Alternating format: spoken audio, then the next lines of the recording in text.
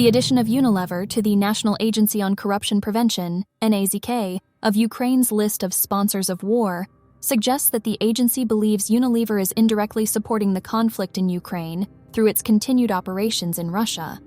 Unilever, a global consumer goods company owning hundreds of popular brands, had previously announced its intention to exit the Russian market. However, according to NAZK, Unilever remains active in Russia and has even seen its profits in the country rise by 24.9% over the past year. By maintaining its operations and generating profits in Russia, Unilever could be seen as supporting the Russian economy amidst ongoing international sanctions and economic pressures related to the conflict in Ukraine. This perceived support for Russia's economy, despite the ongoing conflict, could be the reason for NAZK's decision to include Unilever in its list of sponsors of war. The implications of this designation could potentially affect Unilever's reputation and business operations, particularly in Ukraine and other countries critical of Russia's actions. It may also prompt calls for boycotts of Unilever's products in Ukraine and elsewhere. However, it's crucial to note that this designation is primarily a symbolic gesture reflecting Ukraine's view and doesn't carry legal consequences internationally. On July 3rd, Ursula von der Leyen, President of the European Commission, pledged her commitment to ensuring that Russian President Vladimir Putin and other key figures are held accountable for purported crimes committed during Russia's conflict with Ukraine. This declaration coincides with the inauguration of a new office in The Hague, the International Center for the Prosecution of the Crime of Aggression, ICPA, dedicated to probing and documenting evidence for potential future trials. Von der Leyen stressed that the establishment of the ICPA serves as a crucial mechanism for ensuring that those who committed the atrocities are aptly penalized. The freshly instituted center will function out of the Eurojust Justice Agency's office in the European Union, employing prosecutors from Ukraine, the EU, the United States, and the International Criminal Court, ICC. The ICPA seeks to address limitations within the ICC's jurisdiction, particularly its inability to prosecute acts of aggression. According to Didier Reynders, the European Commissioner for Justice, the creation of the ICPA affirms the EU's commitment to seeking justice for international crimes perpetrated during the Russia-Ukraine conflict. Meanwhile, Ukraine Prosecutor General Andriy Kostin underscored the historical significance of the occasion, referring to it as an epoch-defining moment. In a recent development, Russia has declared that it foiled an attempted assassination of Sergei Aksyonov, the leader of Crimea appointed by Russia. On Monday, the Federal Security Service, FSB, announced the arrest of a Russian national who was allegedly enlisted by Ukraine's SBU intelligence agency to carry out the assassination. The agency further alleged that the accused received training in explosives, reconnaissance, and sabotage in Ukraine. Ukrainian officials have yet to comment on these allegations from Russia. According to the FSB, the plan involved detonating Aksionov's car. However, the individual was apprehended while attempting to recover an explosive device from a concealed location. Although the agency didn't disclose the arrested man's identity, it stated he was in his mid-30s and had arrived in Crimea in June. Russian invaders have reportedly established Pantsir S-1 missile systems around the Crimean Titan plant in the city of Armyansk, according to a statement by investigators at evocation.info on Telegram. The invaders are said to have disguised air defense systems around the plant, thereby militarizing the chemical enterprise. Evocation.info also suggested that the plant could be the site of the Russian occupation forces headquarters and ammunition depots. They highlighted the unusual presence of numerous freight cars on a railroad leading to an inactive enterprise, arguing that this could be the invaders' strategy to conceal these installations and headquarters using a dangerous strategic facility. Ukraine's National Security and Defense Council Secretary, Oleksiy Danilov, mentioned that the Crimean Titan and the Zaporizhzhia nuclear power plant are crucial installations where Russian occupation forces might launch terrorist. Journalists have released photos of suspected military encampments in Belarus, believed to house mercenaries from the Wagner Group, a private military company linked to Russian business tycoon Yevgeny Prigozhin. The images, obtained from a local resident and released by the independent Russian news organization, Serena, feature M30 tents equipped with wooden bunk beds and flooring. Each tent is designed to house up to 60 individuals and can be assembled in less than half an hour. Belaruski Hajun, a Belarusian military watchdog, reported, "From recent satellite images of the camp near the village of Sel, close to Osipovici, we identified approximately 298 tents. Given each can hold up to 30 people, and accounting for those serving non-residential utility functions, we estimate that the camp can accommodate about 8,000 individuals."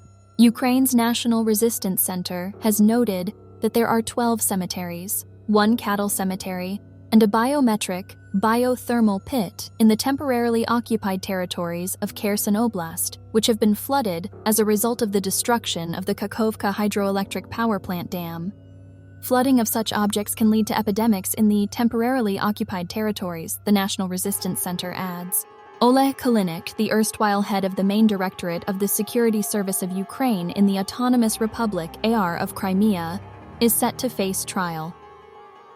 Kulinik was apprehended on July 16, 2022, in a joint operation by the State Bureau of Investigation and the Security Service of Ukraine.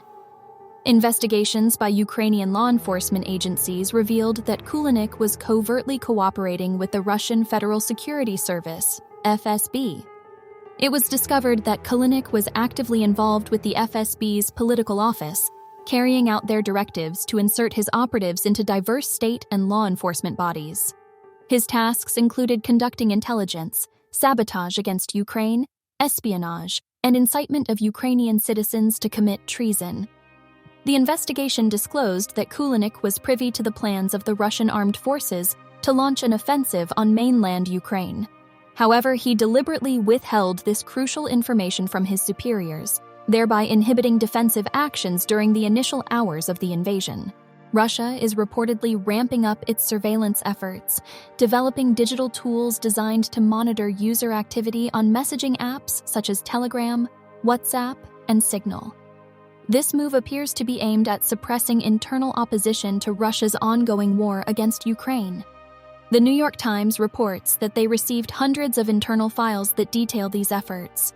The surveillance technologies have given Russian police and the Federal Security Service, known as the FSB, the ability to closely monitor individuals' online activities, even on encrypted apps. These tools can track activity, monitor the location of phones, identify anonymous social media users, and break into individuals' accounts. The technologies are being developed by Citadel, a group of companies once partially controlled by Russian businessman Alisher Usmanov. Citadel is estimated to control between 60% to 80% of the telecommunications monitoring technology market, according to the U.S. State Department. Russian digital rights activist Elena Popova has spoken out about the effects of this heightened surveillance, stating that it has resulted in extreme paranoia among the populace. Many individuals now fear their communications are not secure, and that voicing opposition to Russia's actions in Ukraine could lead to retribution. This is an escalation from previous use of surveillance, which primarily targeted political activists. Now it seems everyone is a potential target. Russian propagandist Dmitry Kiselyov has revealed that the Wagner Group, a private military company, PMC, with alleged ties to the Russian state, has received over RUB 858 billion, $9.755 billion, in Russian budget funds from May 2022 through May 2023 as part of the contracts they signed. In addition, the Concord Company Group, which is owned by the family of Yevgeny Prigozhin, a Russian businessman with close ties to the Kremlin, has reportedly received an additional RUB 845 billion, $9.607 billion, from the Russian budget. These figures contradict previous statements made by Russian leader Vladimir Putin, who during a meeting with military officials on June 27th, claimed that the PMC Wagner was fully funded by the Russian state, but significantly underreported the amount of funding they received. Austrian Foreign Minister Alexander Schallenberg has clarified that Austria does not prevent the transit of military equipment and weapons from European Union nations to Ukraine through its territory. This comes amidst a time of heightened tension and conflict in Ukraine due to Russian aggression. Schallenberg emphasized that the movement of goods, including military equipment, between EU countries has always taken place smoothly, without disruption, and that such transit does not violate Austria's policy of neutrality. He explained that since the signing of the Amsterdam Treaty and the reform of the federal constitution nearly 2 decades ago, these types of measures within the EU are compatible with Austria's neutrality. Therefore, he affirmed, there is no objection to the transit of weapons. Ukrainian President Volodymyr Zelensky has affirmed that the ongoing Russo-Ukrainian war will not come to an end while Crimea is still under Russian occupation.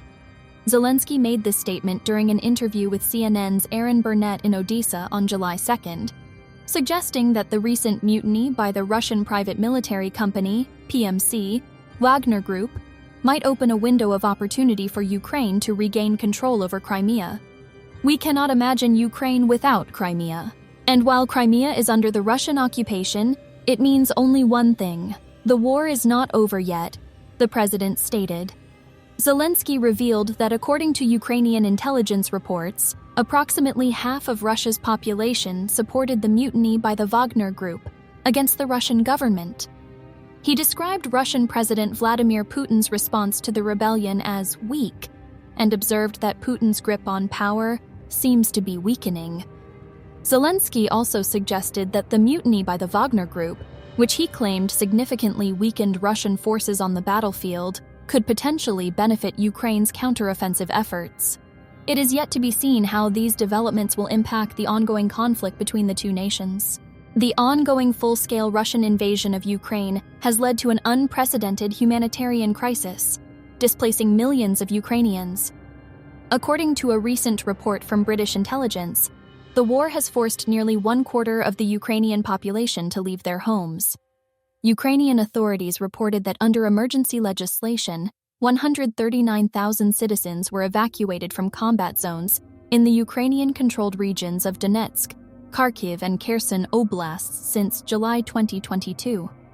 Meanwhile, the United Nations has estimated that approximately 6.3 million Ukrainians are now refugees, while more than 5 million people have been internally displaced within the country. These staggering numbers highlight the immense human cost of the conflict.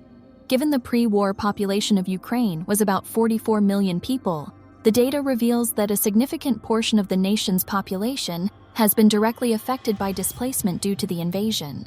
This situation underscores the urgency of finding a resolution to the conflict and providing necessary support to displaced individuals. Russian President Vladimir Putin's executive order, which mandates the application for Russian citizenship in the occupied areas of Ukraine, has stirred significant concern and criticism.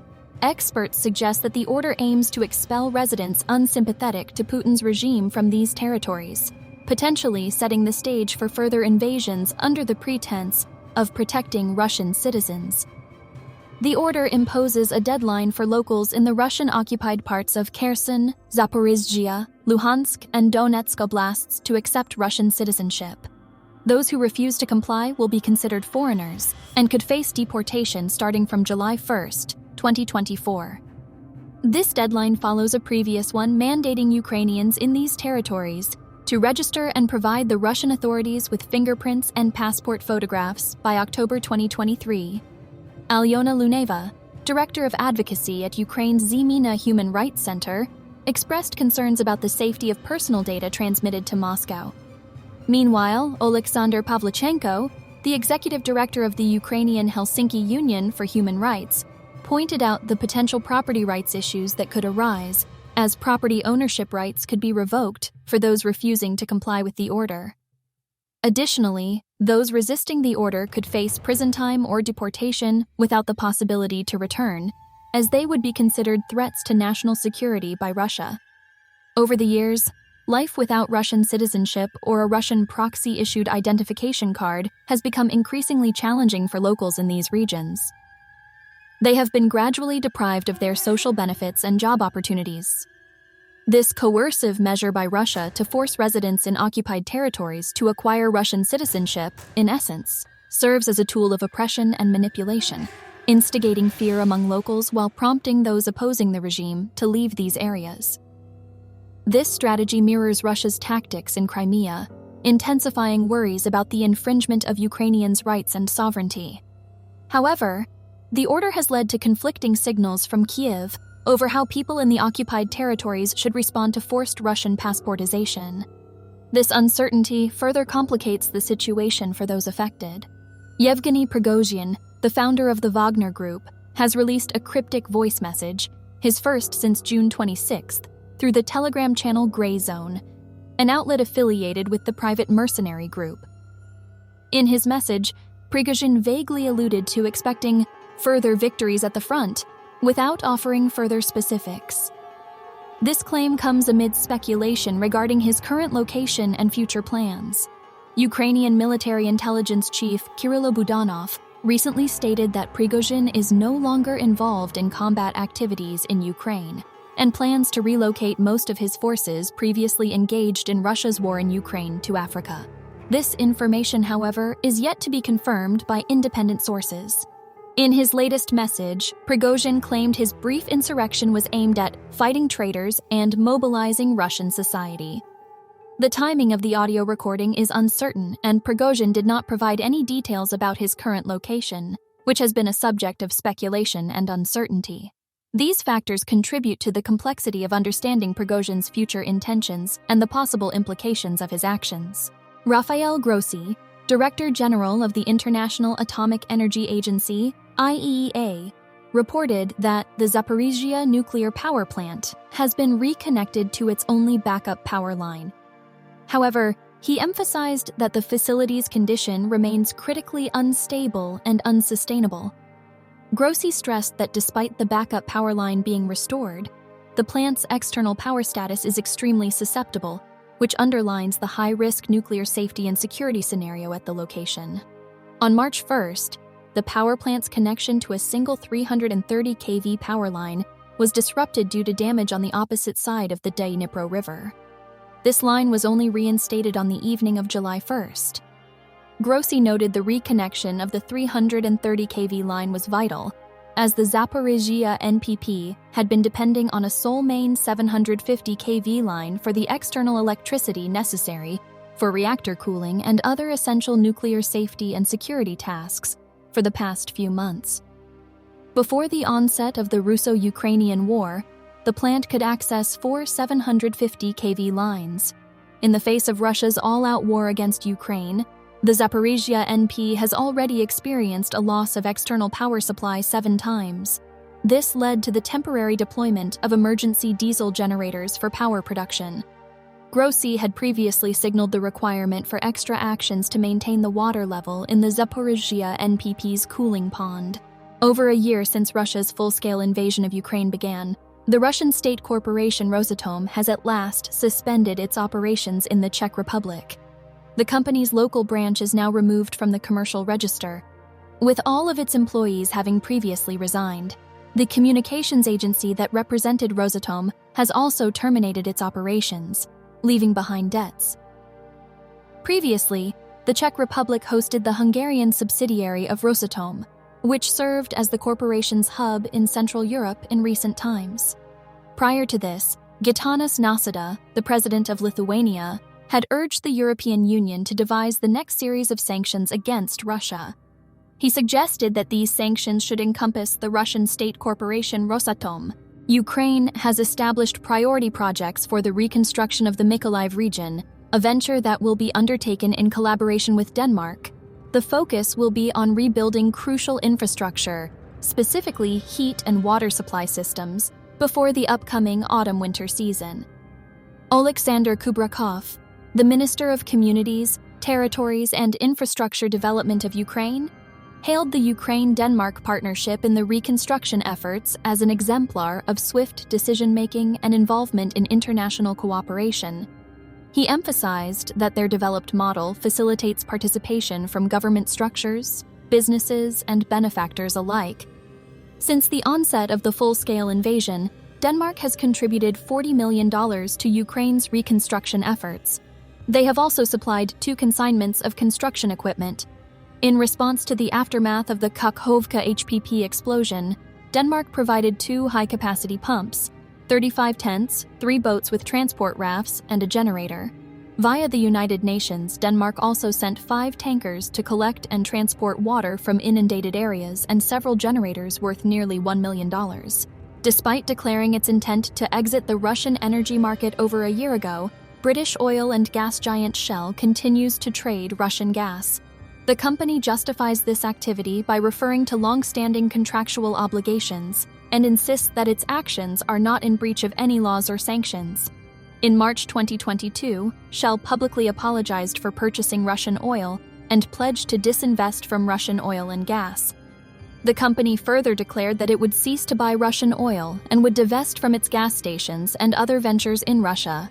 However, Shell continues to receive shipments of liquefied natural gas, LNG, from 2 Russian ports, Yamal and Sakhalin. As recently as May 9, 2023, a tanker with a load of 160,000 cubic meters of LNG departed from the port of Sabeta on Russia's far northern Yamal Peninsula. The cargo, destined for Hong Kong, was procured by Shell.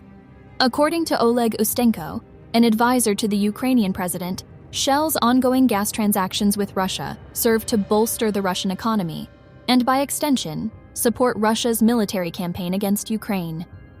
He asserts that it's quite simple. By continuing to buy Russian gas, Shell is putting money in Putin's pockets and helping to finance Russia's brutal war of aggression against the people of Ukraine. Olha Trofimtseva, Foreign Ministry Ambassador-at-Large of Ukraine, has voiced her criticism over the potential of offering a Russian bank a workaround to reconnect with the international financial system. This comes as the EU considers proposing a subsidiary of the sanctioned Russian Agricultural Bank to safeguard grain transactions. Writing on Telegram, Trofimtseva said that while any opportunities for agricultural exports are welcome, yielding to a coercive party only emboldens them to maintain their tactics. She stated that it's a well-established fact that a blackmailer doesn't stop once their demands are met. They simply formulate new demands for further blackmail. She concluded by stating that she would be closely monitoring the situation. The French Office for the Protection of Refugees and Stateless Persons, OFPRA, has reported a significant increase in asylum applications from Russia due to the long-standing and severe nature of the Russian regime. The surge rate is at plus 75% compared to previous years, as 2,617 Russians have sought asylum. They cited concerns regarding their political opinions, their opposition to the war, and their refusal to join the draft or serve in the Russian military. In the past year, France has received over 56,000 asylum applications from citizens worldwide. This figure does not include Ukrainian citizens, who are under a unique temporary protection scheme that currently accommodates roughly 100,000 individuals. Hungary is set to request the European Union to extend by 1 year an exception to sanctions against Russia that permits oil refiner Slovnaft to export products refined from Russian oil to Czechia. Hungarian Foreign Minister Péter Szijjártó explained that the Hungarian energy group, MOL, requires an additional year to finalize investments at its Slovak refinery, Slovnaft, in order to further transition to non-Russian crude. Szijjártó emphasized the necessity of the EU extending the exemption period that allows MOL and its subsidiary, Slovnaft, to export products refined from Russian oil to the Czech Republic. Germany's Minister of Defense, Boris Pistorius, has confirmed the impending delivery of Leopard 1A5 battle tanks to Ukraine, a joint venture with Denmark. Pistorius stated that several dozen Leopard 1A5 tanks, supplied by Germany and Denmark, are scheduled to be dispatched to Ukraine in the coming weeks. Earlier this year, both countries announced the planned delivery of approximately 100 Leopard 1 tanks to Ukraine, aiming to bolster the nation's defenses against ongoing Russian aggression. Unofficial sources suggest that the consignment may also include former Danish Leopard tanks, retired from service in 2010 and subsequently sold back to their German manufacturer, Flensburger Fahrzeugbaugesellschaft, where they are currently stored.